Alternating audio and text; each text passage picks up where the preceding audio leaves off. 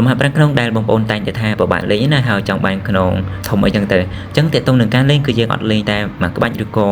ពី3ក្បាច់នឹងយើងហាត់ចប់ហើយតេតងនឹងការលេងក៏យើងអត់លេងស្រាលដែរអញ្ចឹងតេតងនឹងទម្ងន់គឺយើងលេងរឿងធ្ងន់គួរសមដែរប៉ុន្តែសម្រាប់តែអ្នកដែលគាត់ចេះហាត់ហើយតែប៉ុណ្ណោះគឺគាត់ហាត់ប្រានបានច្រើនខែច្រើនឆ្នាំអញ្ចឹងគាត់អាចលេងបានធ្ងន់បានអញ្ចឹងសម្រាប់អ្នកដែលទៅតែចាប់ផ្ដើមដំបូងក៏គួរកុំលេងធ្ងន់ពេកអីព្រោះការលេងធ្ងន់សម្រាប់យើងដែលទៅចាប់ផ្ដើមមិនសូវល្អនោះទេគឺធ្វើយើងជឿខ្លួនខ្លាំងហើយជាពិសេសនោះបើសិនបើយើងអត់តចេះហាត់ក៏ធ្វើយើងគ្រោះថ្នាក់ផងដែរ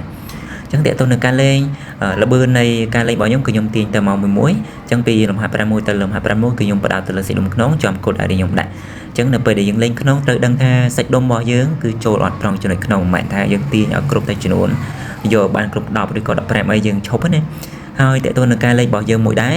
ពីម៉ាស៊ីនមួយទៅម៉ាស៊ីនមួយយើងអត់លេងតែមួយឬពីរម៉ាស៊ីនយើងចប់អញ្ចឹងតើតើនឹងលំហាត់ប្រាំខ្នងជាសាច់ដុំធំមួយអញ្ចឹងយើងគួរតែលេងឲ្យបាន4យ៉ាងតិចឬក៏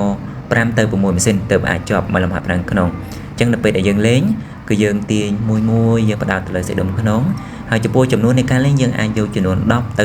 15ចន្លោះពី10ទៅ15នេះយើងលេង4ជុំដល់ពេលដែលយើងបាន15ហើយយើងសម្រាកម្ដងនោះហើយថាមួយជុំហើយយើងលេង4ជុំចំពោះការសម្រាកវិញយើងសម្រាកអត់យូរទេត្រឹមតែកន្លះនាទីយើងអាចចូលសេតបន្តទៀតបានដូច្នេះបើចង់បានសាច់ដុំធំហើយល្អកុំភ្លេចហាត់ឲ្យបានច្រើនកុំសម្រាកយូរពេកណា